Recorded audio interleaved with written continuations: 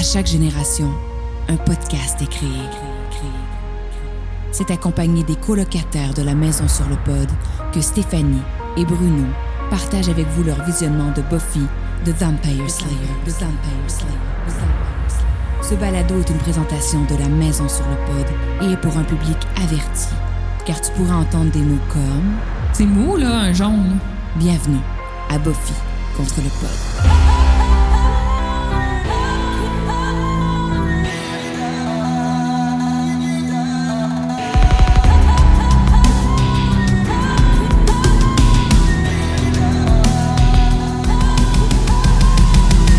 Ici et maintenant, et bienvenue à votre podcast officiel de Buffy the Vampire Slayer, Buffy contre le Pod. Je suis Stéphanie, votre animatrice, et je suis avec mon co-animateur et ami Bruno. Allô, Bruno? Bichette il vamparino della Slayaratatete contro la podo. Ah, Bruno est possédé par le Yord. C'était en latin? C'était en chanteuse, là. Ah, OK. J'ai essayé. Là. En chanteuse d'opéra? Moi, là, j'ai tellement voulu qu'on appelle ce podcast-là Bichette, quelque chose, genre Bichette il vamparino della Slayaratatete ou La fille qui se tapoche. La fille qui se tapoche? Oui, parce que mon père, c'est le même qui appelle ça Buffy. Ah! Buffy, la fille qui se tapoche. J'ai pas voulu, puis je suis contente d'avoir tenu mon bout, on dirait. T'as pas ça, la fille qui se tapoche? Mais c'est parce qu'on dirait que ça ressemble trop à la fille qui se tripote. Je sais pas pourquoi. Ah, non! Ben, d'un côté, ça veut dire peut-être attirer beaucoup de monde sur le Patreon, mais peut-être pas les 1 million de personnes qui nous écouteraient. T'sais. Hey! Peut-être que Pascal Renaud-Hébert serait venu à notre podcast puis que James Marsters aurait fait un message à elle à notre podcast. Ah, t'imagines. Tu m'as parlé de ça avant le podcast. Excuse. Oui, ben, tu sais, c'est la prod en direct de l'univers qui avait organisé ça, mais je sais pas comment ils l'ont monnayé. Ils ont-tu payé pour ça? Je pense pas. Je pense que ça leur fait vraiment plaisir. Puis probablement qu'il y a quelqu'un là-bas qui a écrit, qui a dit hey, j'ai un contact parce que je l'ai rencontré à travers un podcast, whatever. Puis que là, j'invente peut-être une histoire, mais c'est souvent des histoires comme ça. Puis qui s'est dit hey, je connais une fille ici qui écrit des affaires, elle est super bonne. C'est une jeune femme qui écrit pour la télé, qui travaille là-dedans. Puis James Marsters, il a dû faire hey, moi, je veux encourager ça, je vais y faire un message. Puis voilà. Ah ouais. Ben, j'imagine comme agent qui connaît la maudite chanceuse! C'est plus facile pour la production d'en direct de l'univers que pour moi, mettons, d'avoir accès à. Hey, imagine-toi, je sais pas. Ouais. Il dit genre Hi Pascal, puis il dit un petit mot, là. Oui. Oh my God, il l'a appelé par son petit nom. Oui, j'ai crié, j'étais de non. Hey. Oh my ça, God. puis genre, Brian des Backstreet Boys, j'aurais capoté. Là. Ah non, peut-être plus AJ. Brian, il est devenu Cato bizarre. Là. Il a toujours été Cato. Ben, en fait, il n'est pas Cato parce que Cato, c'est. Non, c'est Scato, c'est vrai. Excuse-moi. Là, j'étais comme, mon Dieu. Catholique. Okay. Catholique. Catholique. Scatophile. Bad eggs. Bad eggs, mais parlant de marde. Ouais. Oh, mon. Oh. Non, mais tu me dis, à la fin du dernier épisode, le fiancé, Ted, tu me dis, moi, je l'aime, cet épisode-là. Oui, je l'aime. Là, je me suis dit, ben, là, je vais le réécouter là, vraiment en mode bienveillant. Je vais redonner une chance. Puis c'est vrai que c'est pas si pire que ça. Oui, c'est le fun. C'est un passe-partout. C'est ça. C'est juste que je pense que à la réécoute de... Là, on est rendu quand même bien avancé dans la saison 2. Tous les épisodes qui sont plus en lien avec des méchants monstres. J'aime moins ça. Ah ouais? Tu sais, monstres un peu bébites. Oui, je comprends. Le monstre du jour. Ouais. Dévotion, pas tant. Go Fish qui s'en vient, pas tant. Bad Egg, pas tant. J'ai toujours aimé mieux tout ce qui était comme méchant, mettons plus sorcière, vampire, esprit... démons, comme plus là-dedans. Les constants, tu veux dire, ou vraiment comme les types de monstres? Cet univers-là, comme dans les films d'horreur, je préfère cet univers-là, malgré que j'aime bien Alien, puis il y a quand même des petits recoupements à faire entre Alien puis Bad Egg, je le trouve. Oui! Mais j'ai quand même aimé ça. J'ai trouvé qu'il y avait, mettons, dans mon sentiment général, là, j'ai trouvé qu'il y avait des petits trucs d'Alien, des petits trucs aussi de Faculty. Je sais pas, The Faculty est sorti avant ou après cet épisode-là? Je pense qu'il est sorti après, parce que c'est en 99 de Faculty, ouais.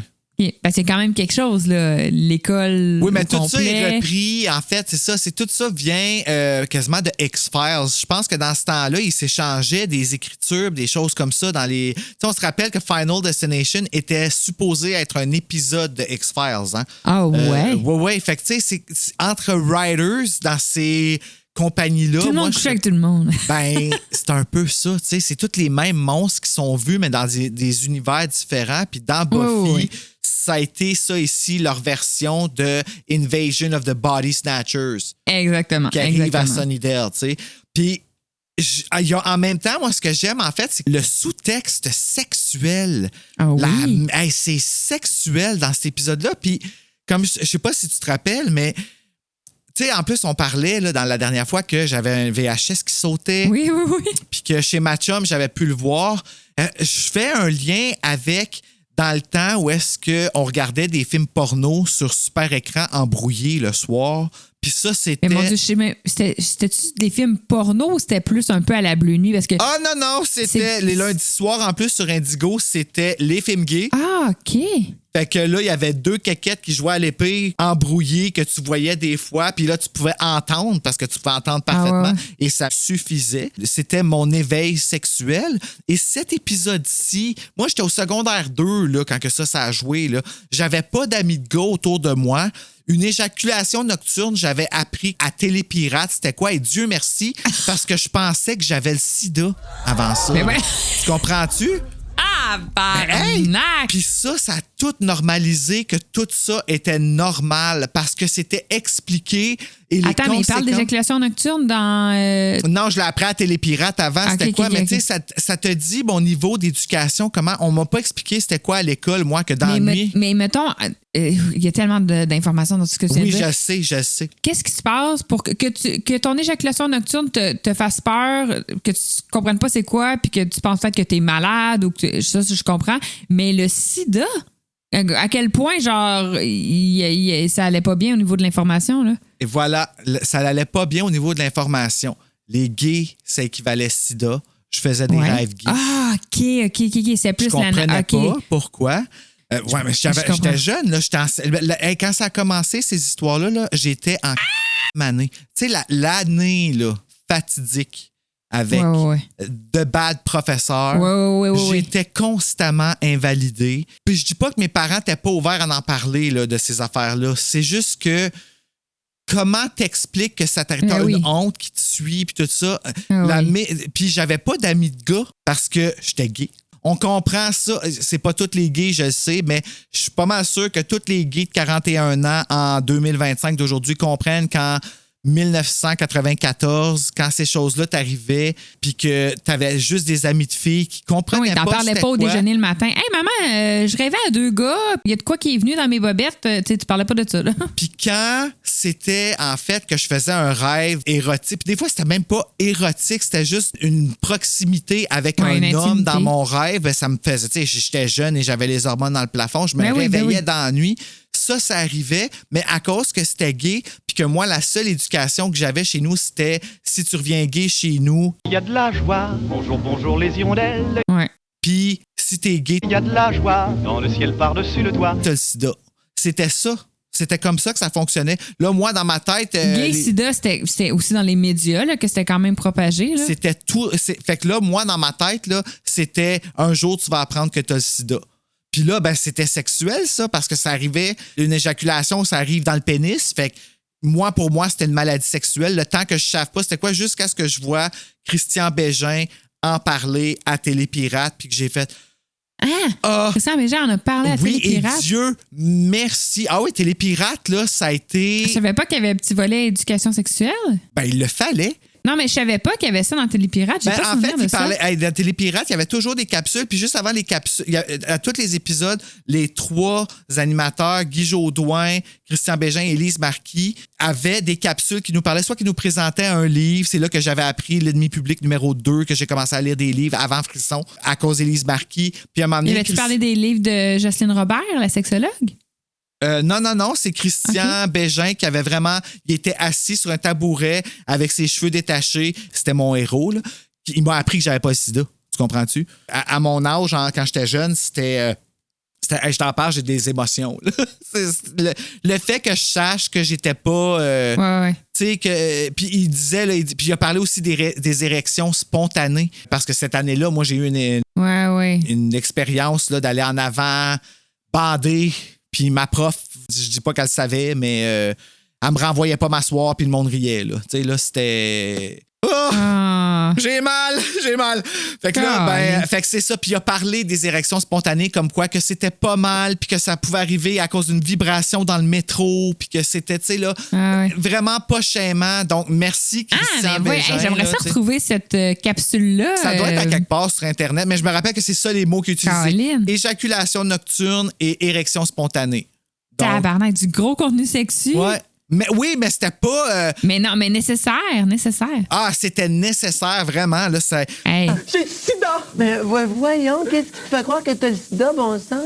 Alexandre, il y a quelqu'un qui a le sida qui m'a éternué dans le visage! Vous écoutez parler du sida. Oui. Mais c'est normal, Bruno, d'avoir peur, hein, parce que le sida, c'est un sujet qu'on connaît pas vraiment. Puis c'est vrai que c'est une maladie qui est très grave, que la science n'a pas encore réussi à guérir.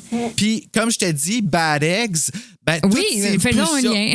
Ben, le lien, il est là. En fait, c'est que toutes ces pulsions-là sexuelles, ils ont été normalisées pour moi quand je suis arrivé là. Puis là, je faisais des liens parce que, tu sais, là, j'arrivais chez ma chum, puis j'écoutais dans son VCR où est-ce que ça sautait pas. Puis je suis comme, c'est pas embrouillé. Puis je vois les grosses moches de Buffy puis Angel, puis la tension sexuelle. Xander puis Cordelia aussi. Ah ouais, ça a aucun... Moi, j'étais sûr qu'ils avaient couché ensemble, Xander puis Cordelia. Là. Après ça, j'ai su qu'ils étaient encore bien. On se garde un X, je veux qu'on en reparle tantôt, quand on va être rendu à là. Genre, c'est quoi ton sentiment général de l'épisode? Ben, j'adore cet épisode-là. Mais je suis sûr qu'il est classé dans les 20 derniers épisodes dans ton classement. Ouais? OK, tu veux guesser? Vas-y, on le fait tout de suite. Je suis sûr que c'est ça parce que tout le monde l'a eu. Tout le monde qui m'a dit que j'étais dans 135 est dans les 20 derniers, c'est sûr.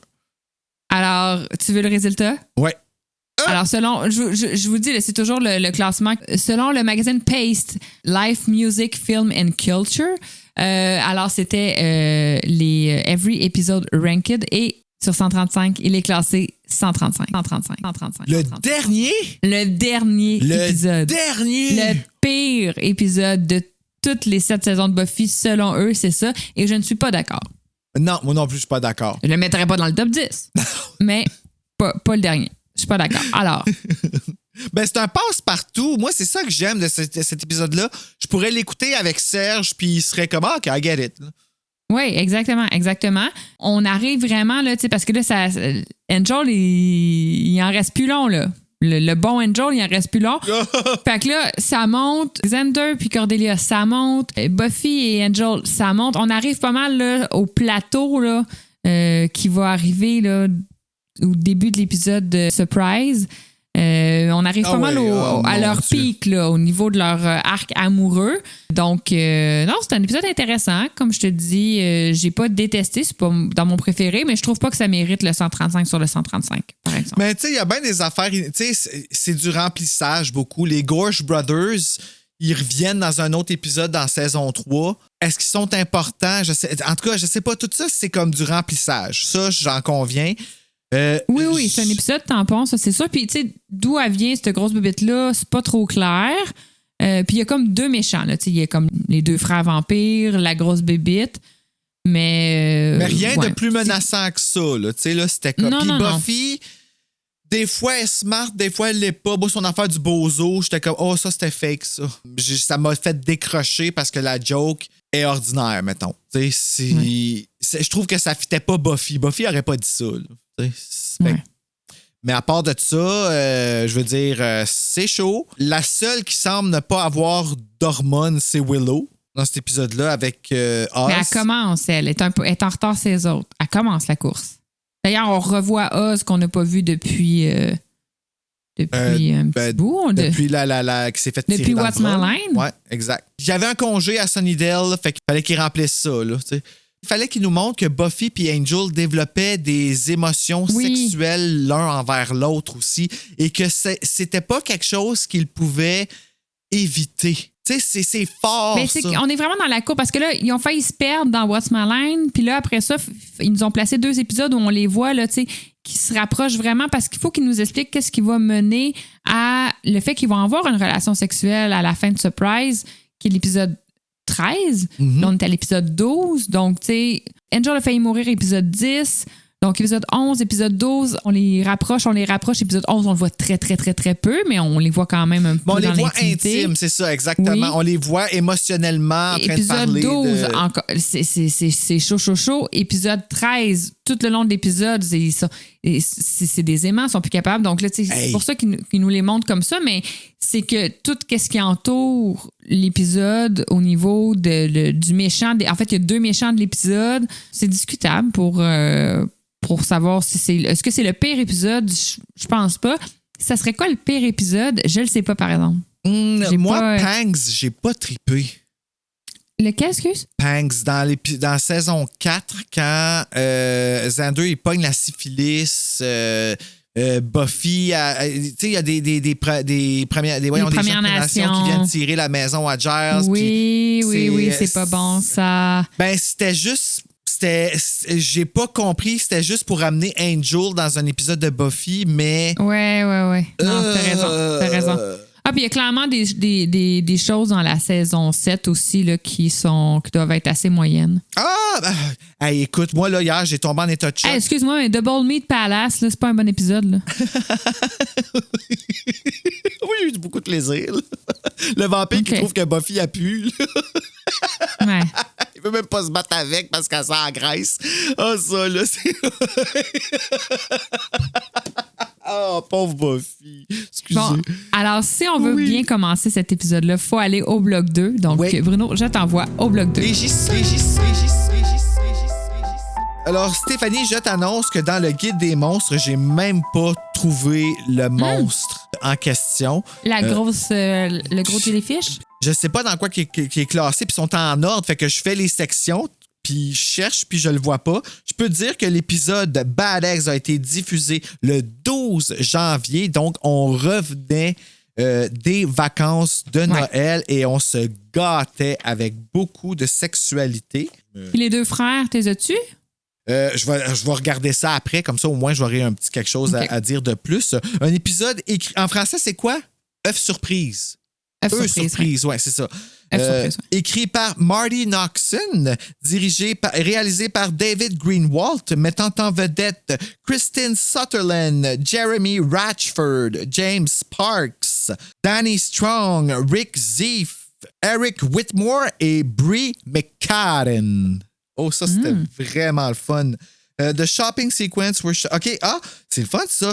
Je regarde parce qu'il y a des petits fun facts à côté en espérant que je ne vole pas. Là. Le centre commercial, c'était le Sherman Oaks Galleria. Où est-ce qu'on filmait au début? Fait que ça répond à ma question. Moi, je pensais que c'était aux promenades de l'Outaouais.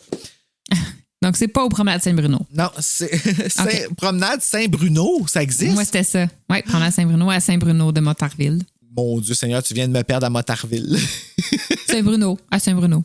Alors, ici, dans les monstres, j'ai catégorie démons, vampires, sorciers, loups-garous et métamorphoses, fantômes, morts-vivants, croque-mitaine, créatures invisibles, fêtes et le monstre humain. J'irai avec croque-mitaine, je suppose, donc 340. Non, croque-mitaine, c'est plus comme les gentlemen, genre. OK. Donc, dans quoi tu classerais ça, cette grosse glu? Alors, dis-moi donc les catégories. T'as une minute, j'ai perdu la page. Tout en train de se défaire, ce livre utile-là. Oui. Démons, vampires, sorciers, loups-garous et métamorphoses, fantômes, morts-vivants, croque-mitaine, créatures invisibles et fêtes et le monstre humain. Non, il n'y a aucune catégorie qui fait avec ça. À part vampire, qu'il y aurait les gorges, peut-être. Makita, le gros serpent dégueulasse, il était dans quoi? Makita, il était dans Démons. Mais là, dans Démons. Et je viens de tomber, c'est Makido ici qui est écrit. Aigon, le somnambule. Norman Feaster, c'est le bonhomme va de terre. Le juge. Whistler. Non, ça saute à Whistler après, puis je savais même pas que Whistler, c'était un démon. Fait que on n'a pas la bébite. Je vais regarder, voir avec les gorges. Je viens de tomber sur une photo d'Arbinger, puis il me fout la chienne, eux autres. Là. Les frères Gorge.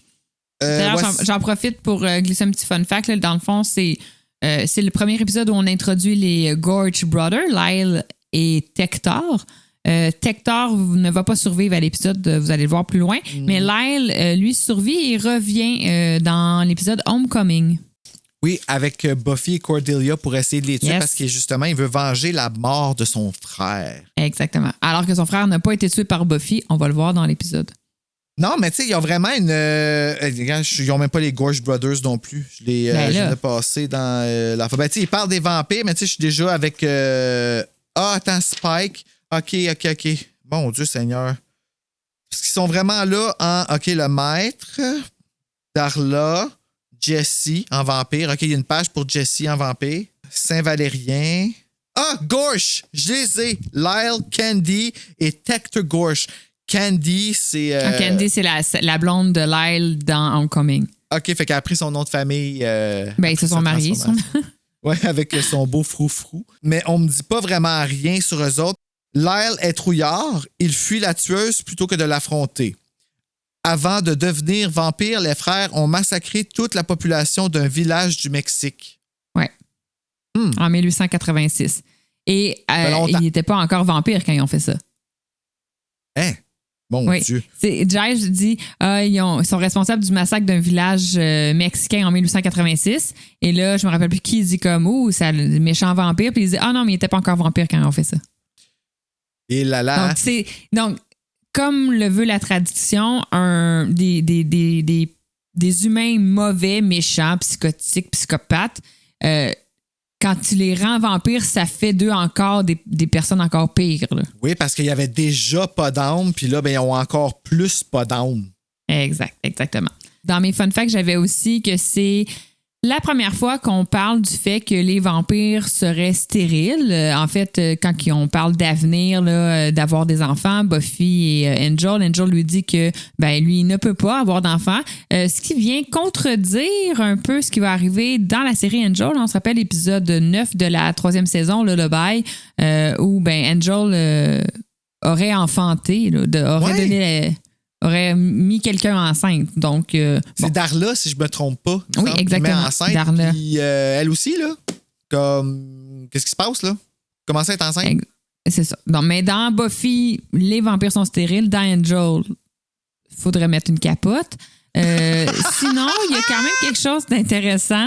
Dans une conversation entre Angel et Buffy, Angel va le dire à Buffy « You really don't care what happens a year from now, 5 years from now ». Puis c'est quand même un bon clin d'œil parce que quand il lui dit ça, 1 an plus tard, Angel va quitter Buffy. Et quand il dit 5 ans plus tard, de Hellmouth qui va littéralement détruire Sunnydale dans l'épisode final de la saison 7 Chosen. Donc, c'est quand même intéressant quand il lui dit ça. J'ai pas d'autres fun facts de mon côté.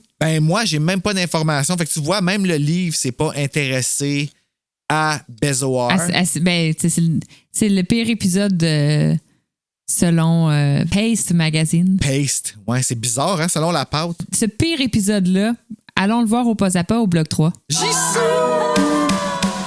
Alors, l'épisode commence, on retrouve Buffy et sa mère Joyce qui sont au centre commercial en train de discuter d'une robe provocante là, que Buffy voulait s'acheter. Puis ça me surprend que sa mère mette ses limites parce que Buffy, on l'a vu quand même dans des outfits assez sexy, surtout saison 1, saison 2, on s'est calmé, hein, sa robette? Sur la robette, oui, mais je te dirais pas qu'elle est moins sexy, par exemple. Non, parce que je la trouve encore des fois assez... je veux pas dire mal habillée, je veux dire déshabillée.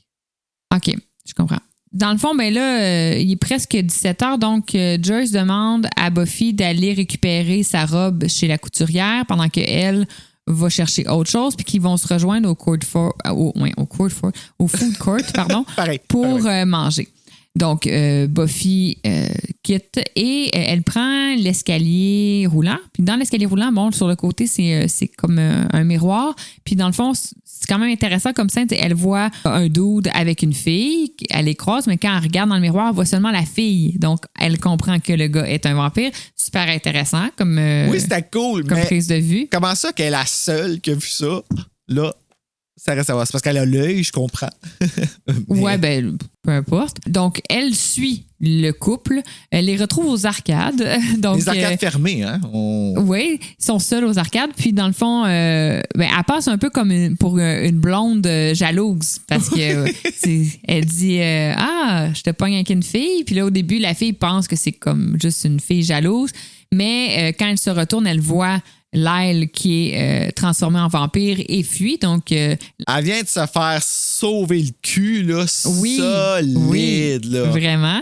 Lyle se retrouve avec Buffy, puis ils se mettent à se battre. Puis quand ils se battent, il lui dit c'est toi la tueuse. Donc, il comprend, il la reconnaît comme la tueuse. Donc, il sait contre qui il se bat. Puis, rapidement, il comprend qu'elle est plus forte que lui, puis il prend la fuite. Il lui dit comme OK, c'est bon, puis il s'en va. Ben, tu sais, il disait tantôt dans le livre comme quoi que Lyle, c'était comme. Au lieu de l'affronter, genre, il préférait rester dans le. Tu sais, comme il a l'air quasiment, je veux pas dire pacifique comme vampire, là, mais ça ne tente pas de se battre. Ben, lui, il est pas mieux. Mais il a là. l'air pissou, en fait. Oui, ben, c'est ça. Moi, je trouve que c'est correct si tu fais pas de mal. Tu sais, comme. Parce que même, on va le voir plus tard, mais tu sais, son frère est comme on la tue, puis il est comme non, on va la pogner plus tard quand elle va être seule. Tu sais, comme, il veut pas tant l'affronter. Il a peur de l'affronter puis qu'elle ait le dessus sur lui, en fait. Là. Ben, c'est parce qu'elle a toujours le dessus, Buffy. Exact. Il n'y a pas un vampire qui a perdu contre elle encore. Là. Donc, finalement, après la bataille, quand Lyle fuit, elle retrouve sa mère au food court, mais là, sa mère lui dit est où ma robe? T'as pas été chercher ma robe chez la couturière. Donc là, effectivement, Buffy a oublié d'aller chercher la robe, puis là, le magasin est fermé. Donc, ça fait un petit fret. Puis là, sa mère, elle lui fait un peu la morale. Elle lui fait une leçon sur les responsabilités. Puis elle lui dit j'imagine que tu t'es encore fait distraire par un garçon. Puis je me demande qu'est-ce qu'il y a dans ta tête. Puis là, Buffy dit sauver le monde des vampires. Puis là, sa mère est comme des fois, là, j'ai vraiment de la misère à te suivre. Alors que elle est en train d'être plus transparente qu'elle n'a jamais été avec. Puis l'intro se finit là-dessus, dans le fond. Après ça, on s'en va tout de suite à l'intro. Par exemple, là, on s'est tous sentis comme Buffy se sent là devant sa mère, où est-ce que c'était tellement important qu'est-ce qu'on avait à faire. Puis... Sauf que là, il y a comme un petit sentiment d'injustice parce qu'elle est comme... qu'est-ce qu'il y avait de si important pour que tu oublies d'aller chercher ma robe? C'est comme, j'ai sauvé la vie de quelqu'un, tu sais. Oui, c'est ça, exactement. Tu sais, c'est ça. Fait qu'il y a un petit sentiment d'injustice, puis... Ça nous mène à...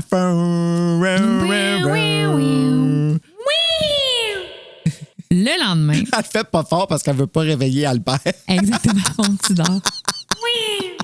Le lendemain, on est à l'école, on est dans le janitor closet avec Cordelia et Xander qui se frenchent dans leur endroit habituel, dans leur habitat naturel, le placard du concierge. Tu sais, la place qui sent la vieille mop humide. C'est ça, tu sais, avec les produits. Mais tu sais, comme, crissement pas la place où j'ai le goût de frencher. Mais je me demande si à ce jour, Cordelia, elle a encore des flashbacks de quand elle rentre dans un placard parce que j'ai une chaleur, genre parce qu'elle sent la mop. C'est sûr. Tu sais? Ouais, à chaque fois qu'elle sent une vieille guinée sur le comptoir, comme remember when. Mais oui, mais c'est chaud, là, dans le placard. Là, oui, c'est ça. Et là, lui, il allume la lumière parce qu'elle parle. Elle dit on va être en retard à nos cours. Il allume la lumière, il dit moi, ça marche un petit peu mieux pour moi si tu fermes ta gueule. Puis elle a dit moi, ça marche mieux pour moi si la lumière est fermée. Donc, c'est comme si les deux se frenchent, mais ils veulent pas se voir puis ils veulent pas s'entendre. T'sais, c'est comme achetez-vous des poupées gonflables pour vrai, là. Ils veulent juste se pratiquer, ouais. Donc, chacun est offensé que l'autre veut ni le voir ni l'entendre. Cordelia lui rappelle qu'elle veut pas que leur relation soit connue, donc il faut que ça reste un secret national. En fait, elle veut même pas que ce soit reconnu comme une relation. Non, c'est ça. c'est rien qui se passe, OK? Il se passe rien. Non. Il chicane à un point tel que elle vient pour partir, ils viennent pour ouvrir la porte, mais ils recommencent à se frencher. C'est vraiment spécial. Ouais. C'est spécial leur dynamique. Ouais. Et ça m'amène au point que je voulais aborder tantôt qu'on a parlé en intro. Je me rappelle qu'on a déjà parlé, je pense que c'est pendant la saison 1, je me rappelle plus à quel moment, mais tu m'avais dit Cordelia puis Xander couchent ensemble. Puis là, j'ai dit, mais non, ils couchent pas ensemble parce que quand Xander couche avec Faith, il lui dit que c'est sa première fois. Oui, t'as raison. C'est vrai, mais... Comment qu'on nous les montre? C'est comme si... Je sais comme, c'est sûr qu'ils couchent ensemble, mais non, ils n'ont jamais couché ensemble parce que je pense que les seuls moments où ça se donne, à part la première fois qu'on était dans le sous-sol chez Buffy, là, mais sinon, les seules fois qu'ils se frenchent, c'est à l'école, caché. Ouais, mais vraiment juste se frencher à ce niveau-là. Après ça, ils vont sortir ensemble. Aussi. Dans l'auto aussi, là, qui... Oui, mais là, après ça, ils vont sortir ensemble. Là, quand ils sortent ensemble, moi, je pensais que... Tu sais, là, présentement, je suis d'accord qu'ils n'ont pas encore couché ensemble. Ils font juste tout le temps se frencher vraiment intense. Mais à un moment donné, quand ils sortent ensemble, moi, je pensais que ça avait eu lieu. Mais non. Non, c'est ça. C'est vraiment étrange, hein? Mais c'est bizarre qu'ils n'aient jamais couché ensemble parce que comment qu'on nous les présente, c'est surprenant. Ben, en tout cas, d'après moi, il y a eu du dry humping ou...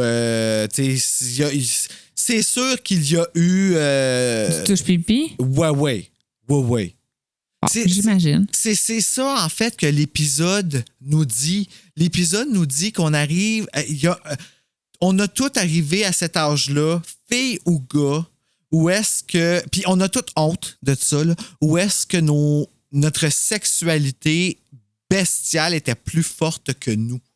Où est-ce que notre corps a réagi plus fort que notre brain? Où est-ce qu'on a... Tu sais, c'est tout ça, cet épisode-là. Il est comme très déculpabilisant, je trouve. Mais je pense que c'est surtout, tu sais, ça nous montre comme l'espèce d'apogée. Tu sais, à Mané, tu sais, quand tu frenches, tu te colles, tu sais, à Mané, t'es comme, Chris, on va fourrer, là, genre, je peux pas croire. Tu sais, à Mané, c'est comme tellement intense. Puis, tu sais, je veux dire, frencher de même, puis se coller de même. Tu sais, c'est drôle parce qu'on dirait que... puis là, je suis pas dans un mode confidence, là, mais tu sais, quand t'es en couple avec quelqu'un, tu sais, après un certain temps, tu sais, c'est comme... Il n'y a plus autant de séances de frenchage parce que tu as débloqué le niveau relation sexuelle complète. Voilà. Mais dans nos relations adolescentes où il n'y avait pas de relation sexuelle complète parce que c'était même pas genre, ça n'existait pas, là, tu sais. On était encore vierge. On pouvait se frencher pendant des heures. Comme, tu sais, ça finissait plus de finir. Mais parce que c'était ça, tu sais, il y avait comme pas non plus à maner. T'es juste comme, non, là, j'ai construit un deuxième étage à la maison. Ça s'appelle relation sexuelle complète, coït inclus. Oh, tabarnak, est-ce que tu montes en haut? Pas que le frenchage. Ouais, mais c'est ça, on n'avait pas cet étage-là, tu sais. Fait que c'est ça aussi, c'est que Cordelia et Xander sont comme pris dans cette boucle infernale de frenchage dans le garde-robe. Mais à un moment donné, ils vont-tu faire leur coming out du garde-robe? Oui, ils vont le faire. Mais moi, j'étais convaincue qu'à partir du moment où ils s'étaient comme mis officiellement en couple, qu'ils avaient débloqué leur sexualité. Mais semble-t-il que non. Moi, je pensais que oui, à cause de leur obstination dans la classe. Ben aussi, parce que là, la scène se termine dans le garde-robe où ils sont toujours en train de frencher et on se dirige au cours d'éducation sexuelle où le professeur, M. Whitmore, qui... Je sais pas à quel point c'était lui le plus outillé pour donner ce cours-là. Là. Lui, il n'a pas l'air d'en avoir énormément de la sexualité, là, mais en tout cas, M. Whitmore demande aux élèves d'énumérer c'est quoi les conséquences négatives d'avoir des relations sexuelles. Puis là, juste Cordelia lève la main puis elle raconte une anecdote fucking drôle, là, genre son amie dans sa Miata que genre en French fourrant dans le char, elle a accroché le break à bras puis que le char a pogné un accident ou je sais pas trop là. Oh, puis là genre elle raconte une anecdote de niaiseuse. Mais elle dit do you mean like in the car because I had a friend? Puis là, elle commence à raconter cette anecdote-là. Puis là, Xander et Cordelia, dans le fond, ils commencent à lever la main pour énumérer. C'est pas des conséquences négatives d'avoir des relations sexuelles. Ils font juste comme se bitcher, comme un peu... Des maladresses que l'un l'autre a fait que l'autre n'a pas plu, genre, mais c'est tout sous prétexte d'un ami. Oui, exactement. Donc, les couteaux volent bas et le prof est un petit peu exaspéré. Finalement, Willow donne la bonne réponse. Elle lève la main et elle dit la grossesse. Donc oui, la grossesse, est-ce qu'elle dit la conséquence négative d'avoir des relations sexuelles? OK, ouais. Moi, j'allais shamer ça, mais finalement, ce qu'elle dit, c'est unwanted pregnancies. Fait que c'est pas nécessairement juste une grossesse, c'est une grossesse non désirée, c'est ça. Qui est, soyons honnêtes, très différent là, entre les deux. Parce qu'une grossesse, c'est très positif. Mais oui, mais pour je pense que dans sûrement le top 3 des conséquences d'avoir des relations sexuelles, c'est les grossesses, les ITSS. Et le shame qui peut venir après d'avoir couché avec quelqu'un sans l'avoir aimé. L'estime de soi, la santé mentale. Là. Mettons, tu couches avec quelqu'un puis après ça, il te rappelle pas, ben là, c'est sûr que tu tombes dans une espèce de Tu te repasses dans ta tête, qu'est-ce que j'ai fait de pas correct, je sais pas bonne, je sais pas si, je sais pas ça. Tu sais, pourquoi il m'a pas rappelé, je suis pas belle, je suis grosse. Tu pars là-dedans. Fait que je mettrais ça dans le top 3. C'est toujours lui en passant, c'est jamais toi. OK? Oui, c'est tout le temps de sa faute à lui. OK, Oui. les filles? Voilà. Et non, il y a des filles qui peuvent faire sentir vraiment pas bien des gars aussi au lit, juste le dire. Hein? Faut pas rire. Non. OK, tout le monde, s'il vous plaît, on se concentre. Faut pas rire. Oh, mon Dieu. Et M. Whitmore leur annonce que pour apprendre la parentalité, les responsabilités qui viennent avec les relations sexuelles, parce que vous pouvez tomber enceinte, les filles, et vous ramasser avec un enfant alors que vous êtes adolescente, ça, c'est pas gentil. Ou alors, il leur donne comme devoir, en équipe de 2, ils vont devoir s'occuper d'un œuf, littéralement un coco, là, un œuf, comme s'il s'agissait de leur bébé. Alors, et là, c'est quand même important, ben, c'est pas majeur, mais j'avais pas compris au début qu'il était en équipe de 2. Parce que Xander a son œuf, Willow a son œuf, mais ça se passe assez vite. Et dans le fond, on voit juste Xander qui se lève, il s'approche du casseau 2, puis il nous dit à une fille, hey, t'attends-tu d'avoir un bébé avec moi? Fait que dans le fond, Xander se met avec une fille nowhere, puis on s'imagine que Willow va se mettre avec un gars nowhere. Mais c'est quand même surprenant que Willow et Xander ne se mettent pas en équipe ensemble. Mais pour les biens de l'épisode, il fallait que chaque personne ait son œuf. Et la réponse de la fille à Xander. Oui, exactement. Très... OK. J'étais comme, OK, c'était quoi ton script, toi, là? Alors, ils repartent avec leur coco et s'en vont à la bibliothèque. À la bibliothèque, ils vont trouver Buffy qui a séché les cours. Oui, à cause des Gorge Brothers. Elle était fatiguée. Je ne sais pas quelle crise. En tout cas, elle n'était pas dans le cours. Et donc, parce qu'il y avait un nombre impair d'étudiants dans ce cours-là, elle se retrouve seule. Donc, elle va devoir faire l'exercice avec l'œuf en solo, comme une mère célibataire. Ça, là, Buffy, elle trouve ça bien épouvantable de se retrouver en mère célibataire. Comme sa mère. Comme sa mère. Et là. Hey, ça a l'air d'être vraiment quelque chose qui... Puis tu sais, là, je dis ça, là, mais c'est parce que j'ai jamais vu des hommes faire... Ah, je suis comme mon père ou je suis comme ma mère, tu sais. Mais j'ai souvent vu des femmes réagir puis freaker out de devenir comme leur mère. Pourquoi?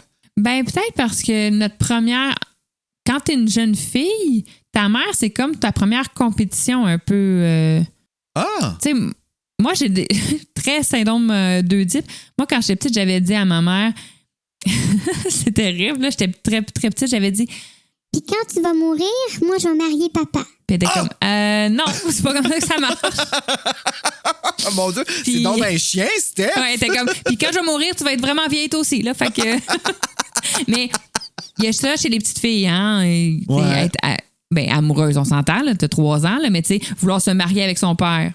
Oui. On a cette petite phase-là. Fait que l'ennemi à battre, ça devient mamie, là. C'est la mère, là, dans ce temps-là. Là.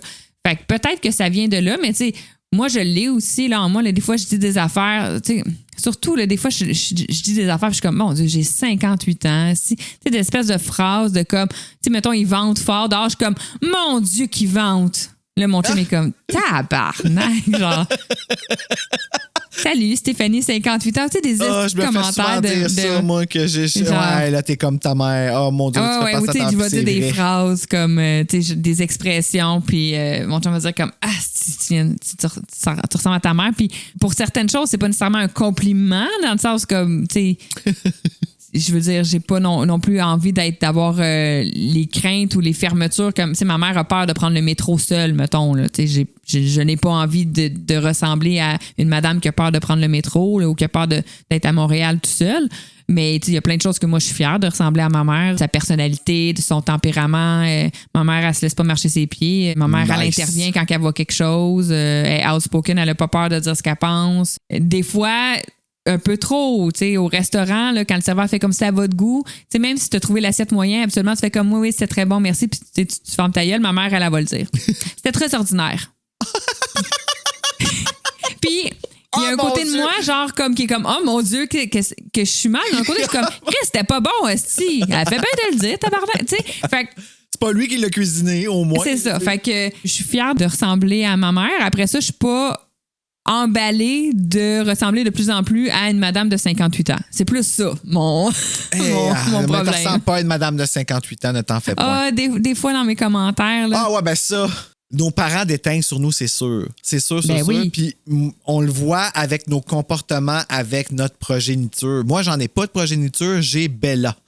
Puis c'est elle qui a fait en sorte que je me suis rendu compte que j'avais des traits de mes parents. Juste des fois, quand que je veux ouvrir la porte pour qu'elle sorte, puis que je sais qu'il y a un écureuil dehors, puis que je veux qu'elle se calme, ou qu'elle part, puis je dis « Arrête donc de t'énerver ». Moi, mes parents me disaient ça à chaque fois que je m'enfargeais quand j'étais jeune. Là. Mal, pas mal, arrête de t'énerver. D'ailleurs, c'est arrivé à un moment donné devant mon crush du secondaire, où est-ce que j'ai sorti de l'auto, un de mes pieds a resté pris dans la ceinture, l'autre a pilé sur un spot de glace, et mon crush m'a vu pendu après le char. Oh non. Tout croche, puis ma mère qui me crie « Bruno, tu vas arrêter de t'énerver, là! » Ouais. Tu vois, j'ai encore mal. Quand je pense, continue Balex, OK? Oh mon Dieu, j'ai mal. Mais dans tous les cas, Buffy a pas honte de sa mère, mais c'est juste qu'elle voit un peu comme une condamnation. De comme, non, parce que moi aussi, je vais avoir cette espèce de condamnation-là d'être une solo mom. Donc, elle le sera avec son petit coco, en tout cas. Un autre foreshadow, en tout cas. Parce qu'on va voir une autre mère monoparentale avec un enfant Slayer dans la saison 5 et 7. Oui, absolument, absolument. Pendant ce temps-là, Giles fait des recherches sur les frères Gorch et apprend Gorch, je ne sais pas si je le prononce bien. Je pense que oui. Et dans le fond, c'est là qu'on apprend, qu'est-ce qu'on a dit tantôt, là, qu'il y avait massacré un village mexicain en 1886 avant d'être transformé en vampire. Il suggère à Buffy de les traquer. Willow propose d'amener Angel avec elle. Xander fait une petite blague de comme « Oh, ben là, si toi et Angel, vous allez patrouiller, vous n'allez pas juste patrouiller. » Puis Buffy lui dit « Non, je vais pas négliger mon devoir au profit de la romance, mais next thing you know, on s'en va au cimetière et Buffy et Angel s'embrassent solidement au lieu de chasser, au lieu de patrouiller. Combien de litres de bave vont-ils échanger? Ben, c'est quand même... On voit pas tant de langue que ça. Non, il n'y a pas de langue, mais... Ils ont l'air de rester quand même assez... Ben, tu sais, ça reste aussi des acteurs, là. C'est comme à un moment donné... Tu t'embrasses comme de façon réelle, là, que ça soit quand même convaincant, mais tu donnes pas trop sa langue non plus. Là, ils l'ont peut-être repris 3 fois, cette scène-là. Là. À un moment donné, il est peut-être 6 heures le matin. Là. Et mais on voit les frères Gorge qui les observent, c'est un peu weird. Puis dans le fond... C'est un peu Puis ils sont comme, ouais, Buffy, cette tueuse-là, elle patrouille pas tant que ça, elle fait juste Frencher. Je sais pas s'ils savent qu'Angel est un vampire, je sais pas s'ils le sentent. Il y en a un des deux qui propose de l'attaquer maintenant, mais l'autre, qui est un peu plus pissou, comme je disais, il est comme, ah non, on va attendre qu'elle soit toute seule. Ce qui fait un peu de sens, c'est quand même avec Angel à ce moment-là. Fait que, tu sais, surtout s'ils savent que c'est un vampire, je sais pas s'ils le savent. Moi, là, c'est toujours été bien obscur pour moi, cette notion-là. Genre, s'ils peuvent-tu se sentir... Tu sais, même dans Twilight, là, c'est comme... Ils doivent sentir que la personne n'a pas de pouls, n'a pas de sang, là. Je crois, parce que les autres, le sang les attire, tu sais, fait qu'ils doivent... En tout cas... On se retrouve dans la chambre de Buffy. Bon, elle rentre chez elle. Elle fait sa checklist du bébé Coco pour voir si elle l'a lavé, si elle l'a... Ouais. Burpé. Mais on dirait que genre, je suis pas sûre de ce devoir-là de prendre soin d'un œuf. Moi non plus. En fait, c'est juste parce que l'œuf est fragile. C'est parce que toute la journée, il faudrait que tu le mettes sur un petit ice pack, là, parce que... Mais ça fonctionne avec les chiens, par exemple. Pas toutes, là. Bella l'a échappé, là. Mais c'est parce qu'un œuf, c'est fragile. Fait que souvent, quand tu vas le confier... Oui, non, je comprends, mais dans la journée, tu peux pas juste te promener avec un œuf de même à la température de la pièce. Là. Puis en même temps, c'est pas un œuf, c'est vraiment pas comme avoir un enfant, là. Non. C'est être responsable de quelque chose, mais un œuf, me semble que je trouve ça un peu... je trouve ça presque à la limite, insultant. il aurait fallu que ce soit un œuf, mais vidé. Tu sais, comme quand tu veux faire un œuf de Pâques, là, tu fais un petit trou puis tu vides l'œuf. Moi, j'ai jamais compris ce phénomène-là que le jaune sort, qui pète pas. Comment, je sais pas. Faut que tu fasses un petit trou en haut puis un petit trou en bas, puis tu souffles, puis ça le fait sortir. Ouais, mais il casse pas. Non? Tu le fais sortir par le trou? Ouais, mais comment le jaune passe dans le trou? Ben, il passe. C'est pas important, là, mais... C'est mou, là, un jaune. Là. Ouais, c'est vrai que c'est mou, un jaune. Là, ça aurait été plus intéressant. Tu sais, un œuf vide, juste une coquille d'œuf, c'est fucking fragile. Oui. Tu peux pas le mettre dans ton sac à dos, là. Non. Ben, c'est ça que Cordelia a fait. Ben oui. Alors, Buffy fait sa checklist et se couche, mais pendant la nuit, quand elle est endormie, on voit que son œuf se fissure. Il y a des tentacules qui sortent de l'œuf puis qui rampent jusque sur Buffy puis qui s'attachent à son visage. Hey! Ça coupe et on retrouve les frères Lyle et Tector qui sont tannés de manger des rats dans les égouts. Un peu comme Angel là, avant qu'il ait son makeover puis qu'il rencontre Buffy. Le plus jeune confronte l'autre sur quoi il aurait peur de Buffy. Puis l'autre, il dit non, j'ai pas peur. Oui, t'as peur. Puis là, il se donne 2, 3, 4 coups de poing sur la gueule pour se réconcilier. Cette scène-là servait à quoi? Absolument rien, honnêtement. Là, parfait. C'était comme je te dis, ces scènes-là sont du remplissage dans un épisode de remplissage. Cette scène-là, 135 sur 135. C'est ça. Le lendemain matin, Buffy se réveille et tout de suite, elle regarde son œuf, mais l'œuf est intact. Donc là, on fait comme OK, c'était un cauchemar. Bizarre, ça. C'est pas trop clair. Mais Buffy a de l'air off un peu. Elle est comme bête, elle est comme fatiguée. Tu sais, on dirait qu'il y a un petit quelque chose. À la bibliothèque, Giles retrouve Buffy, Willow et Xander qui sont dispensés de cours parce que M. Whitmore, le prof du cours de sexe, s'est pas présenté en classe.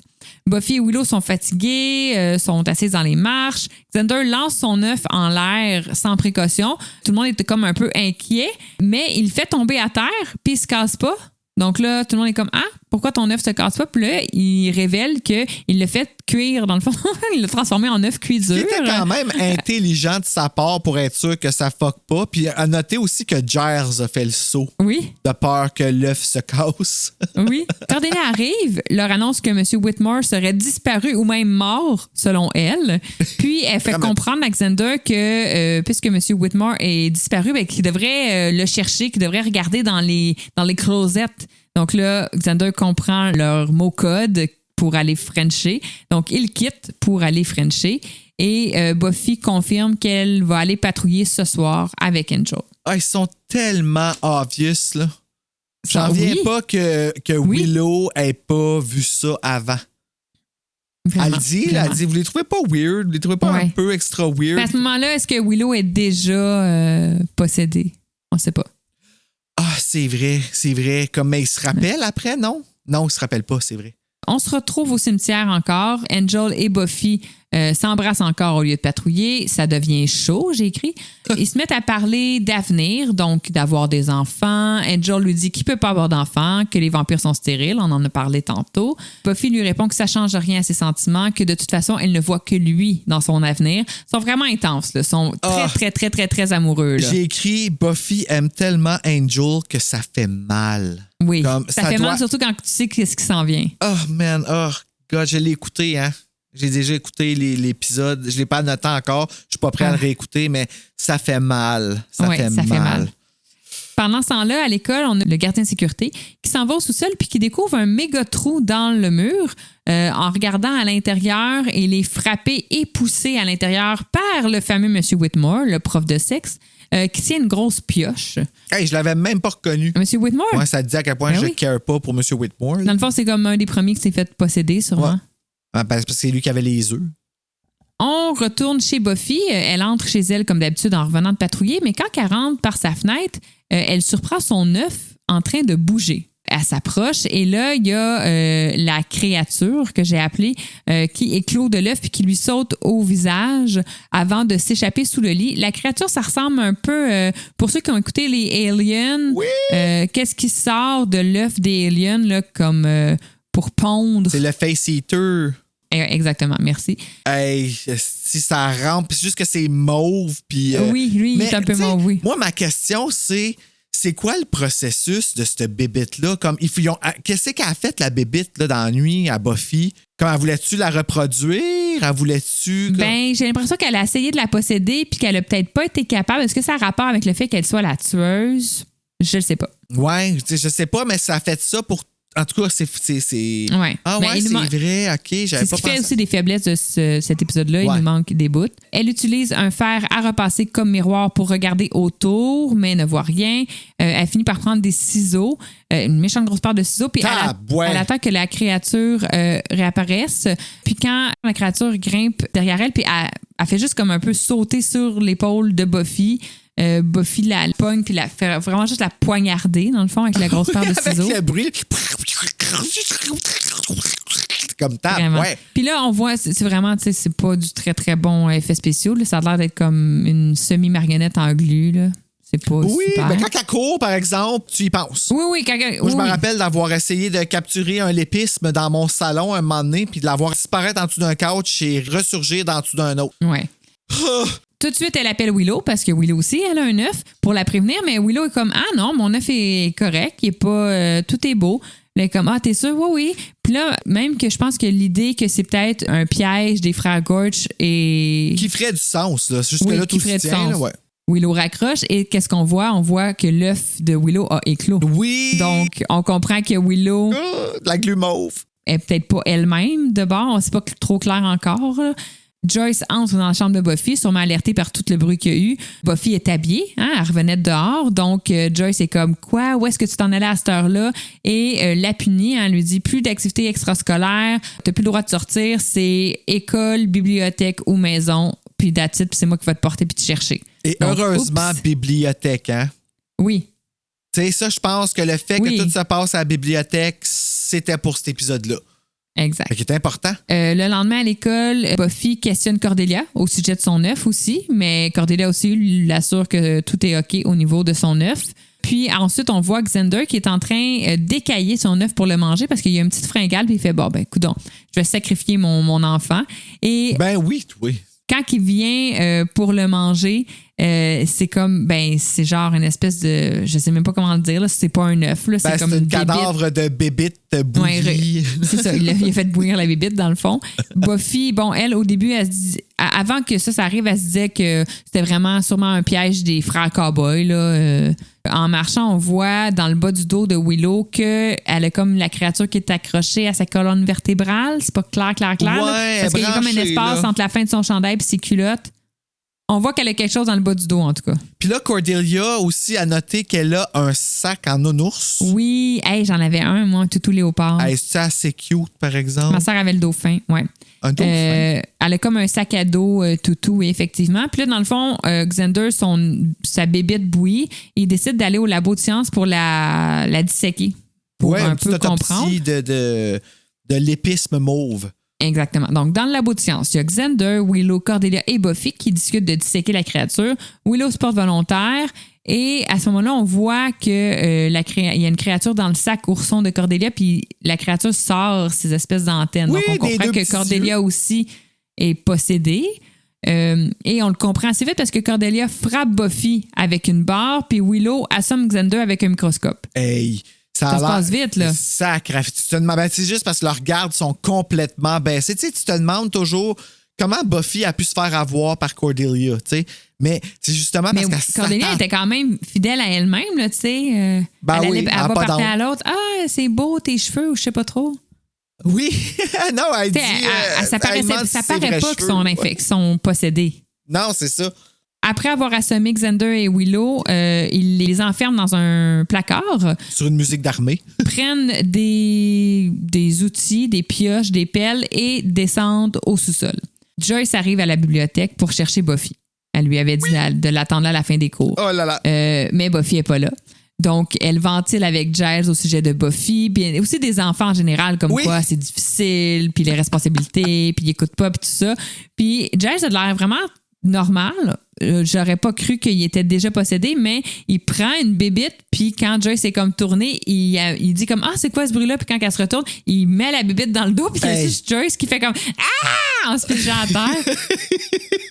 Et après, on les voit les deux possédés qui marchent vers le sous-sol. Donc, tout semble se passer au sous-sol.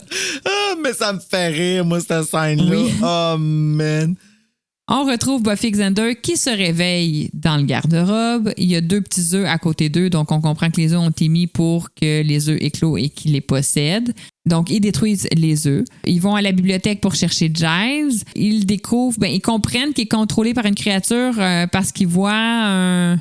Ben, les recherches de Giles Ah oui, sont mais toutes ils ouvertes. comprennent que Giles est possédé aussi. Je pense qu'il y a un œuf cassé ou quelque chose de même. Ouais, ben c'est ça. C'est toute là la scène où est-ce qu'ils réussissent à élucider le mystère qu'en suivant ce qui s'offre devant eux. Oui, il y a un petit moment d'exposition qui nous explique un peu ce qui se passe. Là. Exactement. Puis là, tu sais, comme Buffy, il demande, tu sais, Willow, elle a dit une affaire, puis c'est parce que juste avant de l'assommer, ça a l'air bon ce que tu bois, c'est quoi? De l'eau avec du Mio. Ah, OK, je pensais que c'était comme un orangeade du McDo. Tu sais, là, c'est comme comment c'est sucré puis que c'est bon. Tu sais quoi que Willow, elle a dit encore un bozo? Ah non, pas un bozo. Un bizarre. OK, je me rappelle du mot ta gueule, là. Ta gueule. Ouais. Puis là, dans le fond, c'est en lisant les recherches qu'ils comprennent qu'il y a comme une espèce de mère directrice que s'il tue la grosse bébite, que les autres hôtes vont comme tomber. Donc, il faut qu'il tue la maman. Là. Ouais, il aurait dû juste regarder Body Snatchers. Là, puis, exactement. Exactement. Donc, à ce moment-là, on entend dans le corridor Jonathan qui est là, qui crie. Donc, ils s'en vont dans le corridor, mais quand ils le trouvent, il est déjà rendu un autre. Il est déjà possédé. Donc, ils le suivent. Puis là, ils suivent les traces, dans le fond, puis ils trouvent que tout le monde est en train de creuser au sous-sol. Dans le fond, ils sortent les œufs de la maman.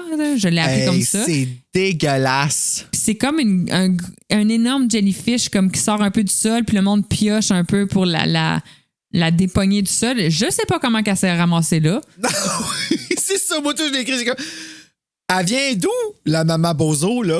Elle poussée par en dessous de l'école? Je comprends pas ce qui se passe. Elle vraiment, il faut qu'il arrache comme le plancher de béton, puis elle est là, genre, en gros. Oui, puis son œil, il est où? Il est sur son ventre, sur sa face? Il a comme un gros œil. C'est vraiment bizarre. C'est comme le livre des sorcières Sanderson dans Hocus Pocus. Là. Dans ces moments-là, c'est 135 sur 135. Il y a vraiment des moments 135 sur 135. Ouais, on comprend. Donc là, dans le fond, ce qu'il décide de faire, c'est que Xander va faire semblant d'être contrôlé et Buffy, elle, part chercher une arme. Donc, elle est surprise à ce moment-là par les frères Gorge qui ont crissement bien choisi leur moment pour venir l'attaquer. Hey.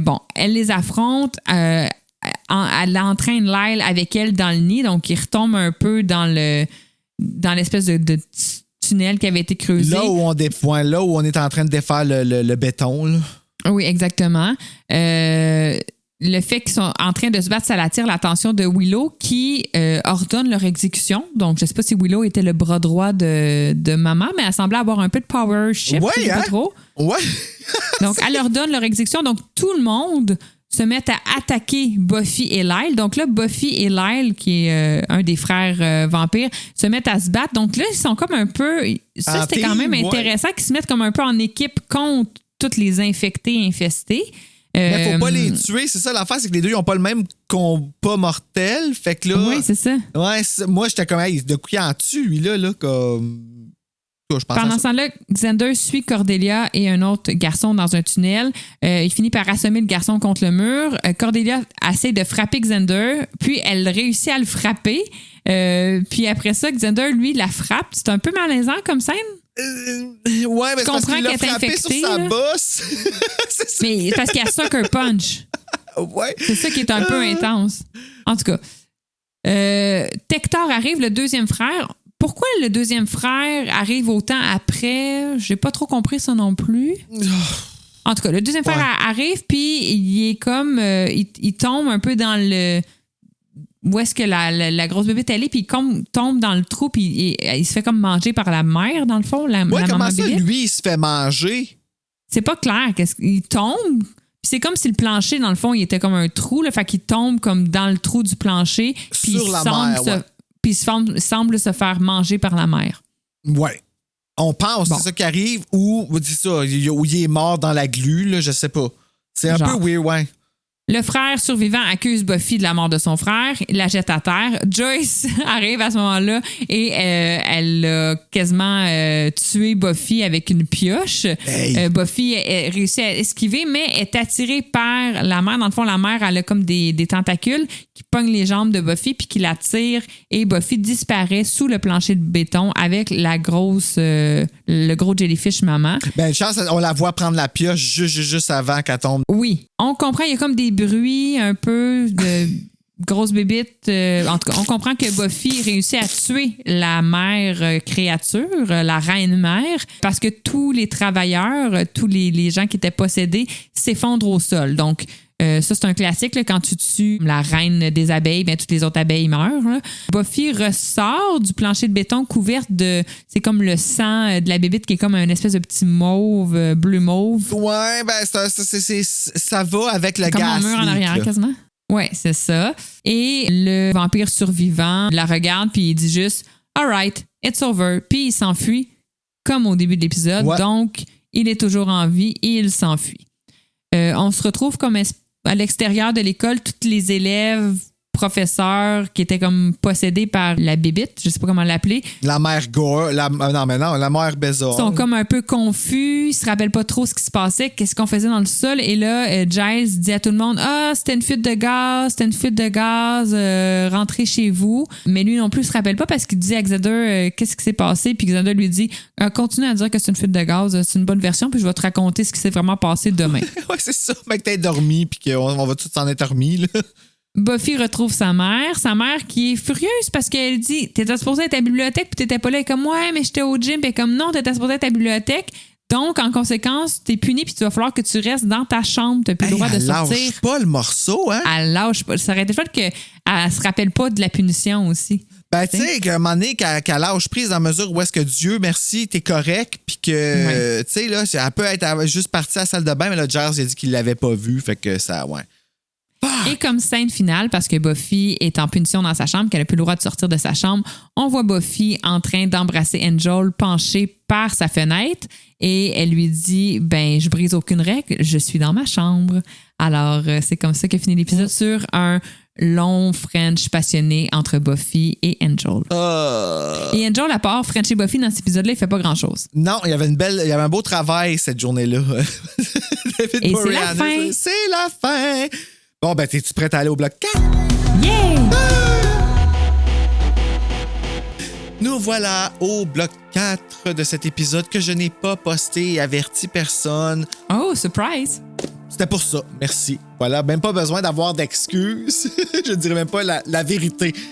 On n'a pas eu le temps en ce moment. Je suis dans le gros blitz d'essayer de tout terminer les terreurs sur le pod. Parce que on n'a pas parlé de ça, Steph. On n'a même pas eu le temps, mais tout ça est arrivé. Là, l'épisode est sorti. Puis j'ai annoncé mon départ de terreur sur le pod. Ah, OK. Ouais. Puis j'ai reçu des beaux messages. Merci beaucoup. Je l'ai tout dit en personne, mais c'est le fun de voir que vous prenez le temps d'écrire. Puis de dire que vous allez continuer à nous suivre au travers Buffy et Frisson. Moi, ça m'a touché. Ça m'a ému. Et avant de repartir à brailler, je vais continuer dans Bad Eggs. Mais je trouvais que le message allait aussi pour Stéphanie. Alors, c'est pour ça que je le dis. Cela dit, maintenant, coup de cœur et coup de pieu dans le cœur. Ou non, attends, il y avait la quote avant. Oui, quote. Hey, je suis mélangé. Hein? Mais non, pas content. Oui, bon, ma quote préférée, en tout cas vraiment simple, c'est quand Xander et Buffy sont dans le sous-sol en train de se rendre à Joyce, de suivre tout le monde, là, dans le fond, là, puis qui dit à Buffy encore avec son mansplaining, careful, mais c'est lui qui se pète la gueule tout de suite après. Quand il passe par-dessus le gros bloc de béton. Là. Oui. Hey, ça, là, j'ai fait, oh my God, ça, c'est tellement Xander jusqu'à la fin. Moi, je pense que ma quote, c'est juste tout le bout où Cordelia raconte l'anecdote de genre la fille qu'elle connaît qui a eu un accident en faisant du parking dans sa Miata. C'était vraiment priceless. Mais c'est elle, right? Je pense que oui. Puis le prof qui est juste comme non, on passe à autre chose. Puis là, Xander qui renchérit, genre, qui en met une autre couche. Puis là, tu vois qu'il y a juste ces deux-là qui participent. La moitié de la classe d'or. Willow est comme, what the fuck? Ouais. Willow est comme, il se passe quelque chose de bizarre entre ces deux-là. Ouais. Sinon, coup de cœur et puis dans le cœur, Bruno. Mon coup de cœur, my God, que c'est chaud. Et Christian Bégin, tout ça. Ah oui. C'est comme pour moi, là, c'est des affaires c'est sexy, là. Relis les points comme dans un cahier de dessin. Mon Dieu, mon TDAH m'a emmené dans une pensée ailleurs. Je reviens. Revenu. Fuck, je l'ai perdu! Non, OK, c'est ça. C'est que tu fais des points, puis tu sais, quand je dis Christian Bégin, c'est pour toutes les raisons que j'ai expliquées puis que je ne couperai pas dans l'épisode parce que cet épisode-là de Buffy représente ça. C'est hyper sexuel et c'est aussi normalisant de voir que ça arrive à Buffy avec Angel. Quand tu le vois pas venir, c'est très pertinent. Fait que ça doit être pour ça que j'aime beaucoup cet épisode-là, parce qu'après ça, ça commence à mal aller. Et oh là là qu'on va rentrer dans l'émotion. Mon pieu dans le cœur, les Gorge, asti que ça n'a pas sa place. Ouais. Puis ça vient d'où, le bizarre? Ben, ouais, c'est ça.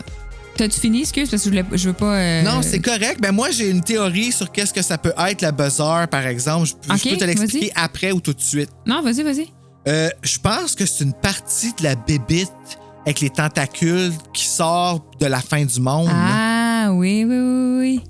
Tu sais, comme ça doit vivre en dessous du Hellmouth, puis probablement que... Ben, c'est ça que je pensais aussi. Ça vit dans le Hellmouth, puis là, il y a eu un petit débordement, puis elle est ressorti comme un petit rot, là. Un petit rot de vomi. Fait que peut-être que c'est la bébite dans le livre, l'album Souvenir, Frisson numéro 50. Ah, OK. Donc, j'ai pas lu l'album Souvenir. C'est quelque chose de semblable, là, mais c'est une chance. Puis la seule façon de la tuer, c'est avec du Pepsi. Ah, c'est bon. Ouais. Avec des mentos ou juste du Pepsi? Je pense qu'on s'est demandé la même affaire, moi, puis Valu dans les pour faire exploser, tu sais. Oui! Wow! Aïe, OK. Parce que c'est ça, elle mange le calcaire. Fait qu'elle fait sortir des petites bosses. Pour ça, Boss de surprise, la petite parodie de l'album Souvenir. C'est à cause que la bébite, elle suce le calcaire. Puis là, ben ça, je me disais, les tentacules du buzzer. T'sais, en tout cas, peut-être que l'explication est vraiment dans les frissons, puis que c'est nous autres, là, avec notre doctorat de Buffy Frisson. C'est nous autres qui devraient l'écrire, le livre sur les méchants, les vilains. Oui, exact. Ce serait bien plus intéressant. Il serait utile, oui, c'est ça. Moi, ben, tous mes pieux dans le cœur, je te dirais que c'est tous les moments là, pendant le pas-à-pas où j'ai dit, ça c'est 135 sur 135, là, tous les moments où on était comme ça, n'a pas rapport. Puis je pense que mon plus gros pieu dans le cœur, c'est le fait que c'est comme si la bébite, c'était pas assez, puis les frères Gorge, c'était pas assez pour faire un épisode. Donc, ils ont comme mis ensemble dans cet épisode-là. Puis tout le long, on sait pas trop pourquoi il y a des frères Gorge ou si on est avec les frères Gorge, mais pourquoi que quand Buffy elle se bat contre eux, il y a comme aussi une bébite qui possède toute l'école. Donc, c'était comme un peu pas clair le mélange. Les œufs, bon, qu'est-ce qui se passe? C'est quoi cette bébite-là? D'où ça vient? Tu sais, toute l'espèce de manque d'explication, c'est un peu pitché. Les frères Gorge, ils viennent, ils repartent. On sait pas trop d'où ils viennent. C'est vraiment, tu sais, en mode épisode tampon big time, mais là, c'est encore plus qu'un épisode tampon. C'est un épisode tampon binôme où ils ont comme pris deux idées puis ils ont mis ensemble. Morphing time, si on les met ensemble puis on brasse un peu dans le mixeur puis tadam, 135 sur 135. Donc, tout ça, c'est mes pieds dans le cœur. Mon coup de cœur, bon, on comprend bien Angel puis Buffy, comment ils sont proches. Xander puis Cordelia, la dynamique, c'est encore assez fort. On comprend aussi ce qui se passe. Quand on voit que Willow est possédée finalement, Xander, lui, il l'est pas parce qu'il a fait cuire son œuf. Bon, il y a des petits trucs intéressants, mais c'est pas un épisode super, super bien ficelé. Ben, en fait, c'est ça. C'est que c'est ficelé, mais c'est tout. Ouais. Tu sais, c'est ficelé, puis ils ont mis une bombe d'énergie sexuelle là-dedans, puis voilà les jeunes, finissez cet épisode-là et allez vous faire du bien, tu sais. Parce que tout le monde est hyper beau, liché, comme il est parfait, mais il n'y a pas de substance, comme c'est juste du gros désir. Ta note sur 5? Mon Dieu, comment tu notes? Moi, je trouve ça dur de noter des Buffy, mais moi je dirais... aussi, j'essaie de me laisser du buffer pour la suite. Ouais, c'est dans le milieu. 2.5 sur 5. Vraiment milieu. Tu vois, moi, j'ai mis 3 sur 5. Ah, OK. Ouais, c'est ça. Il y a la note de passage. Qui est la même note que Dévotion. C'est quoi Dévotion encore, Riptide Boy? C'est Makita, le gros ouais, c'est ça. serpent. Ben, regarde, tu vois, moi, je le trouve meilleur que Makita. Makita, je le trouve moins bon. Je me rappelle pas combien je le trouve égal. Il y a quand même des trucs dans le party que j'avais aimé. En tout cas, j'ai mis 3 sur 5. Est-ce qu'on avait des messages? Non. Non, c'est ça. J'ai rien posté. C'est ça, c'était un 9 surprise. Bruno, parlant de surprise, le prochain épisode s'appelle Surprise. Et pour ça, à la maison, qu'il y avait le coffret cassette VHS du Titanic. Il y avait la cassette 1 puis la cassette 2. Moi, j'écoutais juste la cassette 1 parce que la cassette 2 était triste. Alors, c'est ce qui se passe la semaine prochaine. C'est la cassette 1. Qui finit. Et on frappe l'iceberg à la fin de l'épisode. Ah oui, c'est vrai, c'est ça. Littéralement. OK, littéralement. c'est la cassette 1. Oui, la cassette. Pas Innocence, mais Innocence Part 1. Surprise en En français, c'est la cassette 1. Alors... En fait, non, en anglais, c'est Surprise, puis en français, c'est Innocence partie 1, je pense. Excusez-moi. Non, mais l'erreur, elle se fait, par exemple. T'as bien raison, là. Mais je pensais que c'était comme peut-être Innocence Part 1, Innocence Part 2. Mais non, c'est Surprise, Innocence. Puis en français, c'est Innocence partie 1, Innocence partie 2. C'est ça, les... Okay. En attendant d'aller voir Innocence partie 1, si jamais tu me cherches, je m'en vais me faire une sandwich aux œufs. Puis moi, ben, je vais... Chenise, est-ce que c'est tes vrais cheveux?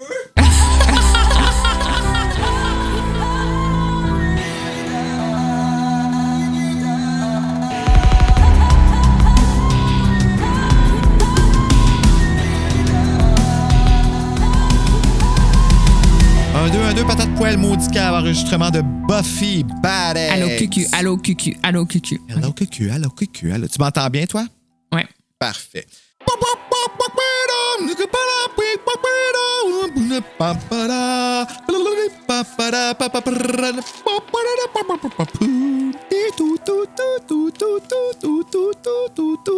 Bon, ici et maintenant, et bienvenue à votre podcast officiel de Buffy the Vampire Slayer, Buffy contre le pod. Je suis Stéphanie, votre animatrice, et je suis avec mon co-animateur et ami Bruno. Allô, Bruno? Pichete, il vampirino della Slayarata tete con todo l'apodo.